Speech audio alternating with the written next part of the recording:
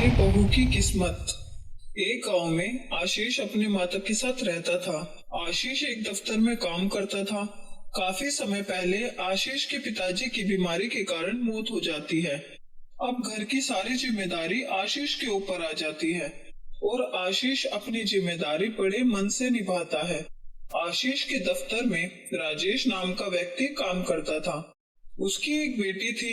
आशीष उसे बहुत पसंद करता था। आशीष एक दिन राजेश से अपनी और राधा की शादी की बात करता है। राजेश मान जाता है और उनकी शादी करा देता है। आशीष की माँ दहेज की लालची होती है। वो सोचती है कि राधा के पिता अपनी बेटी को बहुत सारा दहेज देंगे, पर सुमन की बहू राधा सांवली होने के साथ दहेज में 1 रुपया भी नहीं लाती। लेकिन वो अपने साथ अच्छी किस्मत लेकर आई, जिसकी वजह से उसकी सास ने उसे अपना लिया। आशीष की शादी को 5 दिन ही हुए थे और इन 5 दिनों में ही सुमन अपनी बहू को कई तरह के ताने दे चुकी थी, क्योंकि राधा का रंग थोड़ा सांवला था और उसके घर वालों ने उसे कोई दहेज भी नहीं दिया था। ऐसे में सुमन कोई मौका नहीं छोड़ती थी राधा को ताना देने का। एक रोज सुबह 5 बजे ही सुमन अपनी बहू के कमरे का दरवाजा पीटते हुए कहती है, बहू उठी नहीं अब तक? ये तेरा ससुराल है, तेरे बाप का घर नहीं जो अभी तक सोई हुई है। तभी राधा अपनी सास की आवाज सुनकर अपने कमरे से निकलकर आती है और अपनी सास से कहती है, माँ जी मैं आ ही रही थी। हाँ हाँ मुझे पता है, चल अब जाकर खाना बना ले।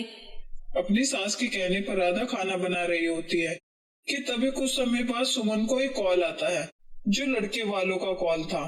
सुमन की बेटी सांची के लिए 2 साल से रिश्ते की बात चल रही होती है, लेकिन कहीं रिश्ता पक्का नहीं हो पा रहा था। लेकिन अब उसका रिश्ता पक्का हो जाता है। ये सुनकर सुमन बहुत खुश होती है और अपने बेटे आशीष से कहती है, आशीष अपनी सांची का रिश्ता पक्का हो गया, लड़के वाले मान गए, उन्हें लड़की पसंद है। ये बहुत अच्छी बात है माँ, मैं तो बहुत खुश हूँ। अपनी छोटी की शादी है। पास में बैठी सांची भी अपनी माँ से कहती है, माँ भाभी के आने से ही अपने घर में खुशखबरी आई है।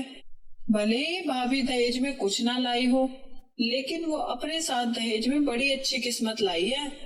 वो किस्मत नहीं लाई, ये उसके आने से नहीं हुआ, ये सब तो हमारे अच्छे कर्मों का फल है। माँ मुझे भी लगता है कि राधा अपने साथ दहेज में अच्छी किस्मत लेकर आई है। जब इसका चेहरा ही इतना काला है, उसकी किस्मत कौन सी अच्छी होगी? जैसी शक्ल वैसी किस्मत। माँ अगर भाभी की जगह मैं होती तो क्या आप ऐसे ही बोलती? ऐसे कैसे तू सांवली होती? उसकी तो पैदाइश ही ऐसी है। घर वालों का यह मानना था कि राधा की किस्मत अच्छी है, उसके आने से बहुत सी चीजें अच्छी हुई है, लेकिन राधा ऐसा नहीं मानती थी। देर शाम जैसे ही आशीष ऑफिस से घर आता है, वैसे ही सबसे पहले राधा को मिठाई खिलाते हुए कहता है, ये तो मानना ही पड़ेगा कि तुम वाकई में अपने साथ भाग्यशाली किस्मत लेकर आई हो। पहले ये बताओ, मिठाई किस खुशी में खिला रहे हो? मेरा प्रमोशन हो गया। सच? ये तो बहुत अच्छी बात है। भैया हमारे साथ भी खुशियाँ बांट लो। हाँ हाँ क्यों नहीं। माँ ये आप खाओ और ये तेरा छोटी। सुमन को तो इस बात का बहुत बुरा लगता है कि आशीष पहले राधा को मिठाई खिला देता है, उसे नहीं, जिस पर सुमन आशीष से कहती है, जाकर अपनी बीवी को खिला। और माँ खुशी के मौके पे क्या लेकर बैठ गई हो? ये सब ऊपर वाले की मेहरबानी है, कोई किसी की किस्मत नहीं खाता, और इसकी किस्मत से तो कुछ भी होने वाला नहीं है। शुभ होने से पहले ही अशुभ हो जाए। हमने ये थोड़े ही कहा था माँ कि ये भाग्यशाली किस्मत से ही जी रहे हैं। हमारे कहने का मतलब था कि उनकी किस्मत अच्छी है। तभी सुमन से मिलने कांता आती है, जो सुमन की पड़ोसन है। वो आशीष के हाथों में मिठाई का डब्बा देखकर कहती है, किस खुशी में खिला रहा है? इसका प्रमोशन हुआ है, इसकी मेहनत से, और ये कह रहा है कि इसकी बीवी की वजह से प्रमोशन हुआ है, क्योंकि वो दहेज में कुछ नहीं लाई लेकिन किस्मत जरूर लाई है। हाँ सही तो कह रहा है सुमन, तेरी बहू दहेज में कुछ लाए या ना लाए, किस्मत तो जरूर लाई है, तभी तो तेरी बेटी का रिश्ता पक्का हो गया। और अब आशीष का प्रमोशन भी हो गया। ये सब तेरी बहू के आने के बाद ही तो हुआ है। मैं तो सच्ची कह रही हूँ, जो मुझे दिख रहा है इतने सालों में मैंने कुछ अच्छा नहीं सुना था इस घर के बारे में। अगले दिन सुमन आंगन में बैठी होती है, तभी राधा को पोछा लगाता हुआ देख सुमन अपनी बहू को ताना कसते हुए कहती है, मेरे घर वाले तो पागल हो गए हैं, न जाने किस्मत लेकर बैठे हैं। इसके बाप ने दहेज तो दिया नहीं, किस्मत कहाँ से देंगे। सुमन वहाँ से उठकर गेट के बाहर ही जा रही होती है कि तभी राधा अपनी सास से कहती है, माँ जी आप अपने कमरे में चले जाइए, क्योंकि मैंने वहाँ पोछा लगा दिया है। हाँ, अब तो कुछ समय बाद ही मुझ पर हुकूमत भी चलाने लगेगी। जैसे ही सुमन अपने कमरे में जाने लगती है, वैसे ही वो बाहर से शोर सुनती है कि किसी ने कांता की चेन छीन ली। ये सुनकर सुमन हैरान हो जाती है। जान बच गई, नहीं तो कांता की जगह मेरी चैन जाती। क्या सच में मेरी बहू अपने दहेज में किस्मत लाई है? उसके कहने पर ही मैं कमरे में गई, नहीं तो मैं तो घर से बाहर जा रही थी। सुमन ये सोच रही होती है, तभी कांता रोते हुए सुमन के पास आती है और उससे कहती है, सुमन देख, मैं तेरे घर ही आ रही थी, लेकिन 2 बाइक पर चोर आए और उन्होंने मेरी चेन गले से छीन ली। सुनी मैंने तेरी सारी बातें, मैं बाहर ही जा रही थी, लेकिन बहू ने कहा कमरे में चले जाओ। मैं कमरे में चली गई। और तू कहती है कि तेरी बहू बहुत बुरी है। वो तो अपने साथ दहेज में वाकई खुशियां लेकर आई है, तो मान या मत मान, लेकिन मैं तो लुट गई, बर्बाद हो गई। सुमन अब मैं क्या करूं?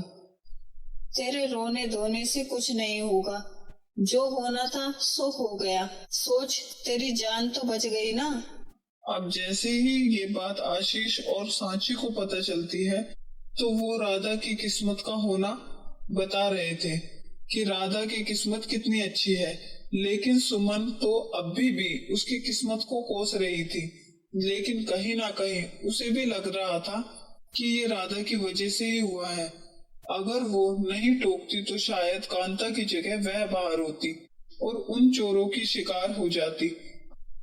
अगली सुबह सारा काम हो जाने के बाद सुमन अपनी बहू राधा से कहती है, राधा तेरा काम हो जाए तो बाजार से सब्जी लेकर आ जाना। वो माँ जी थोड़े कपड़े धोने हैं, वो कर लेती हूँ, उसके बाद ही जाऊंगी। तू पहले बाजार का काम निपटा ले, घर का काम बाद में कर लेना। अपनी सास की बात अनसुना करके राधा का कपड़े धोने में बिजी हो जाती है। थोड़ी देर में सुमन सीढ़ियों से उतरते हुए एक बार फिर राधा से कहती है, बहू तुझे मैंने कहा ना मार्केट से सब्जी लिया, नहीं तो शाम हो जाएगी। माँ जी बस ये कपड़े छत पर डाल दूं, फिर मेरा काम खत्म हो जाएगा। यह कहकर राधा छत पर जा रही होती है और सुमन नीचे आ रही होती है।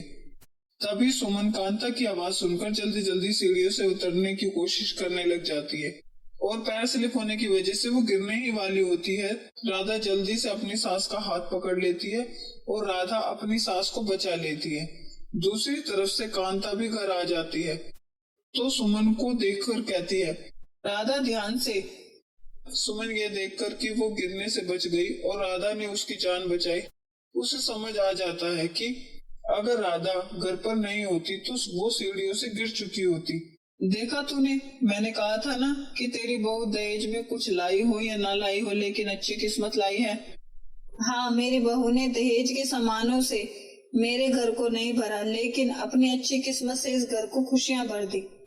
इस कहानी से हमें यह सीख मिलती है कि हमें कभी भी लालच में आकर किसी को हीन भावना से नहीं देखना चाहिए। हमें सबसे बराबर का प्यार करना चाहिए। अगर आपको हमारी ये कहानी पसंद आई हो तो हमारे चैनल को सब्सक्राइब करें और घंटी के बटन को ऑन कर लें ताकि आने वाली अच्छी वीडियो आप तक पहुंच सके।